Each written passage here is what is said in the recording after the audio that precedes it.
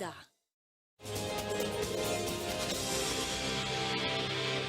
Olá, bom dia para você que acompanha o SBT Notícias. Estamos no ar ao vivo. Eu sou Analice Nicolau e faço companhia para você nesta segunda-feira, 22 de abril. Aqui você fica bem informado durante toda a madrugada. Nossos repórteres estão pelas ruas de São Paulo e vão nos mostrar o que anda acontecendo. Fique aqui com a gente.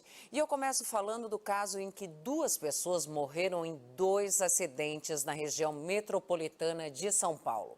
O repórter Marcelo Bittencourt tem mais informações sobre os casos. Bom dia, Marcelo. Bom início de semana para você. Onde exatamente e como aconteceram esses acidentes, hein? Excelente dia para você também. Analice, 2 gravíssimos acidentes, trânsito violento que faz aí vítimas. O primeiro, aliás, por volta das 10h15 da noite aqui, a rodovia Regis Bittencourt, altura do município de Embu-Guaçu, 3 veículos se envolveram num gravíssimo acidente. Um deles estava parado, foi colidido e teve uma colisão traseira. Esse carro, esse Escort azul, ele foi projetado e um segundo veículo acabou atingindo. Na parte de trás, aí, na parte do carona, 2 idosos, o seu Antônio Honorato, de 75 anos, e também a esposa ficaram presos às ferragens. Infelizmente, o seu Antônio não resistiu aos ferimentos e morreu. Já a esposa, a dona Severina, foi levada em estado grave para um hospital em Itapecerica da Serra, na Grande São Paulo. Fica muito próximo ali do local do acidente. Pouco antes, por volta das 7h da noite, um outro grave acidente já na rodovia Presidente Dutra, na cidade de Arujá. Um carro teve uma pane, estava parado na faixa da direita quando houve uma colisão. O motorista deste veículo acabou morrendo no local, um agente penitenciário de 47 anos. O Corpo de Bombeiros foi para o local, ele ficou preso às ferragens, mas infelizmente também acabou perdendo a vida. Portanto, finalzinho aí de noite, já início da madrugada dessa segunda-feira, trânsito violento, 2 pessoas que acabaram perdendo a vida em 2 acidentes gravíssimos na Grande São Paulo. Ana. Pois é, Marcelo, é a volta do feriado, né? E para quem ainda vai pegar a estrada para voltar para São Paulo, vem devagar, vem com calma, que a segunda-feira está apenas começando. Marcelo, muito obrigado. Marcelo continua aí com a gente, trazendo mais informações a qualquer momento.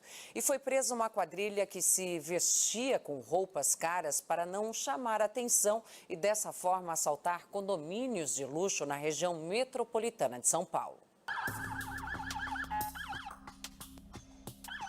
A prisão aconteceu logo depois que a quadrilha assaltou um condomínio em Mogi das Cruzes. Parte do grupo correu e a outra parte, que estava dentro deste veículo, foi cercada, mas não parou. Eles arremessaram o carro contra um policial que atirou no pneu. Na tentativa de fugir, atingiram outro carro. O motorista inocente acabou machucado. 3 homens foram presos e 2 adolescentes apreendidos. Esses adolescentes eram aliciados pela quadrilha para facilitar a entrada nos prédios. Os menores tinham a função de entrar no edifício e conhecer o espaço, conhecer os locais e verificar quais dos apartamentos estavam vazios. E na sequência, ele acionava o outro comparsa que ficava do lado de fora e com que também conseguia acesso ao condomínio. Ele conseguia, através de lista telefônica, de consulta na internet, a relação dos prédios, a relação de alguns moradores, e com isso facilitava a entrada dele. Ele dizia que era amigo de algum dos moradores e até às vezes inventava um nome, né, e conseguia acesso ao condomínio. Essas imagens de câmeras de segurança mostram que a ação dos criminosos é rápida. Depois de descobrir o nome de algum morador, um dos adolescentes consegue entrar no prédio. Na sequência, um dos comparsas aparece e tenta entrar junto com uma moradora, mas não consegue. Instantes depois, aquele mesmo menor aparece para abrir o portão. Já dentro do condomínio, eles tocavam as campainhas para saber se tinha alguém em casa. Se não tivesse ninguém, arrombavam a porta usando uma chave de fenda e levavam dinheiro e itens de valor, como joias, relógios, celulares e eletrônicos. Tudo era revendido depois. Os suspeitos conseguiam sair da mesma forma que entravam, pela portaria. Foi depois desse assalto que aconteceu na semana passada que a polícia passou a investigar a quadrilha. Os suspeitos são da capital paulista, mas também praticavam os arrastões nas cidades de Campinas, São José dos Campos, Suzano e Mogi das Cruzes. A característica dessa quadrilha é atacar apartamento de alto padrão. E também eles se vestem de maneira diferenciada. Eles até disseram, a gente se produziu, o adolescente disse para mim que se produziu para se passar por um morador daquele apartamento de alto padrão. Os 3 homens presos que já tinham passagem pela polícia vão responder por 5 crimes: furto, furto qualificado, formação de quadrilha, corrupção de menor e perigo à vida. Um terceiro menor é investigado. O prejuízo que eles causam, né, para as vítimas é assim, é muito complicado, porque tem pessoas que têm objetos ali além de valor, mas que objetos que está guardado uma vida. A polícia pode dar dicas se o morador receber a visita, né, inesperada de alguém, ou alguém tocando campainha insistentemente, ele pode sim acionar o próprio porteiro para que possa haver um auxílio e constatar se não é algum criminoso que já está no interior do prédio.